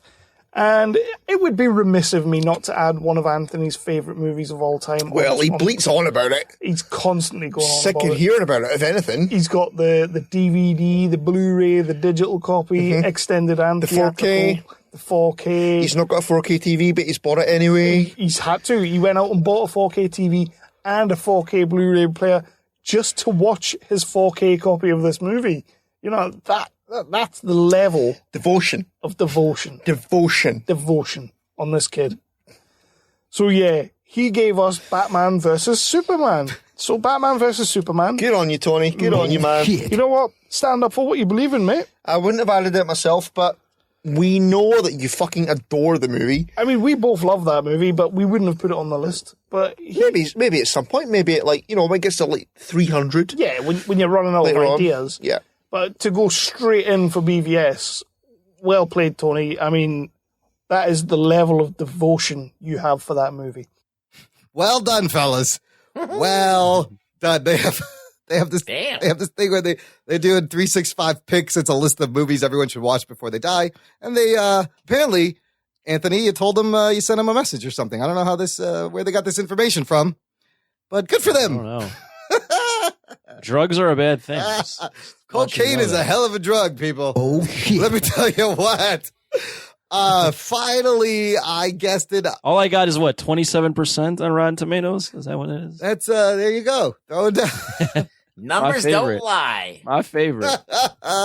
Anthony, well, great work. Doppelcasters in Northumberland. Go check out their episode 50. I have a link in the show notes, jockandnerd.com/133. And also I guessed it on a podcast last night. I was invited. You've been on that show before, yes, right? It's on the Hollow 9 Network. It was called Iconic Moments in Movie History. Last time we talked about 3 superhero movies. They invited me last minute and I was having such a crazy week. I was like, fuck it. I need this. Let's do it. It was horror movie moments. We talked about The Exorcist, Poltergeist, and the Blair Witch Project.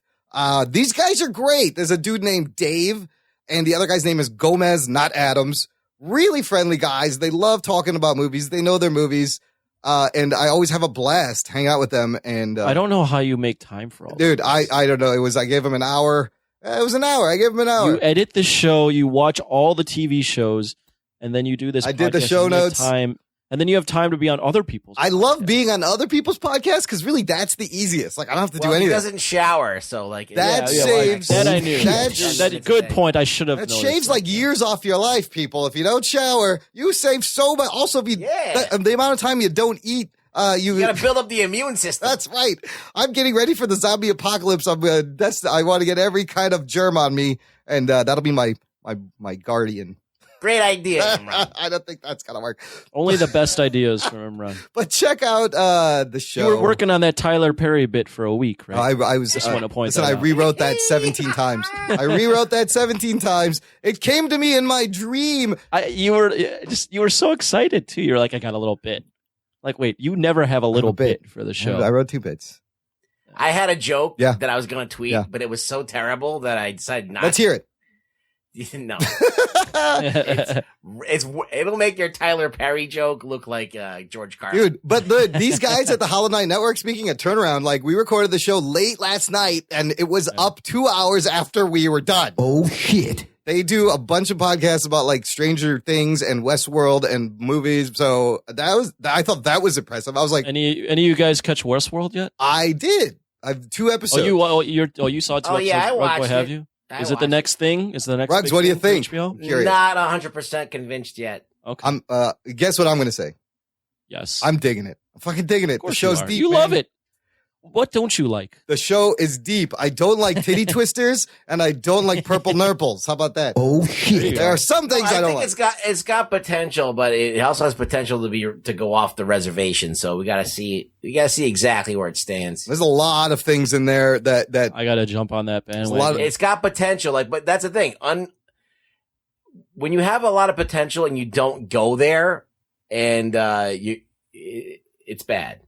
It's frustrating, but it depends what they choose to do. I mean, you got the Anthony Hopkins, you got the Ed Harris. I'm digging it. I love this sci-fi. I never watched the movie. Like, are we going to stay in Westworld, or what's it going to be? Is like we're going to get out of Westworld? It's the politics of running a amusement park, and your attractions go nuts on you. I mean, this feels a lot to me like Dollhouse. But Dollhouse was probably inspired by 1973's Westworld. Yeah. Yeah. So, and it's a Michael Crichton, piece this is like his early version of Jurassic Park also, before he did Jurassic Park. Right. But I don't know. I think it's deep. The visuals are great. I'm just like really curious into this whole world and how it works. And where is Westworld? Like, where is it? Is it in America? Is it on another little void in space or something? It's very weird. It could be in space. Yeah, it's very weird. I love that they just 3D print people and animals. It's sick. Like, the visuals are sick. It's weird. How do they color the insides? That's a good question. Everyone's white inside. Remember, he scalped that guy, and it was like white plastic. Oh. I don't know. It's good stuff. I'm digging it. Interesting. Yeah. Well, fellas, that's all we got. This brings us to the end. Do we watch The Arrested Sir now? Let's, sure. Where is that? Should we all click on it at the exact same time? Okay. We're going to watch Arrested Sir. I've clicked on it now. Oh, wait, I've seen this. Me that I could speak. Sit down inside the car. We're not assuring anything. We're under arrest. Look, I'm under what? Gentlemen, this is Democracy Manifest. I've seen this guy. Have a look at the headlock here. See that chap over there? Get your hand off my penis! This is the bloke who got me on the penis, people. Get some cups. Why did you do this to me? It's real. Get some cups. For what reason? What is the charge? Eating a meal? A succulent Chinese meal? Eating a meal? Oh, that's a nice headlock, sir. Oh, yes. I see that you know your judo well. Good one. And you, sir, are you waiting to receive my limp penis? How dare get your hands off me. Ta-ta and farewell. Ta-ta for now. One cuff, look. There's a soundboard of him saying, Oh, "Get your my hands God. off my penis." Get your hands off my penis. You know what? The Brits, they're so polite. Even when Get your hands off my penis. like even when they're getting harassed, they're just very polite, and you gotta appreciate That's my that. British accent. You gotta appreciate that. This is great. Yeah, I've never seen this. I've seen that guy I've watched before. it 1,000 times, like at least 1,000 times. Imran, cut around that. I'm gonna have to. Edit that were our reaction, but not the whole. No, I'm thing. leaving that in. That's the gag. You say cut it in post, and I leave it in. Oh, that's true. You You're can't. right. We got to stay consistent. Everything's staying in. Fuck you guys. Well, if you cut it out that I said that, then you wouldn't know that I said that. Wait, know that you said what? Exactly. Wow, this is very meta. I feel like I'm at an abortion. Shit. Oh, shit. Ruggs, tell the listener where they can get a hold of you and shake the felt out of you. You can find me on Twitter where I'm constantly arguing with people about Shin Godzilla. So you can do that. And Dan Slott. And find me there. Yeah, and Dan Slott sucking. Being the worst thing that ever happened to Spider-Man. So if you find me at Really Rugboy on Twitter, I want to see thousands of you signing up for me. Signing up for him? I said, what do you do on Twitter? Do you sign up? Sign the Rugboy petition. Nothing happens. He just said signing up for me. Everyone sign up for Rugboy. Sign up I'm for not me. sure what that means. What do you get? While you're signing, You get nothing. Listen, while you're signing up for Rugboy, also go lead us a rating and review on iTunes. We would appreciate it. Yes. You can also get in touch with us, not that way, but in another way. Like a Donald Trump way? No. Not that way. Okay, sorry. Just to reiterate, jockandnerd.com/contact, a million ways to reach us. Yes, thanks for listening. Tell a friend. Spread this empire's stupidity. This has been the Jock and Nerd Podcast. My name is Imran. My name's Anthony. He's the Jock. He's the nerd. We'll catch you on the flippity flop. So long, David Faraci. It's nice knowing you. Too soon? Locker room talk. It's all about... Bro, do you even podcast? Go stroke a barbell. Jock and Nerd. I think Tyler Perry should make an X-Men crossover with Medea, and she should call it Lurgan. And you, sir, are you waiting to receive my limp penis? Gentlemen, this is Democracy Manifest.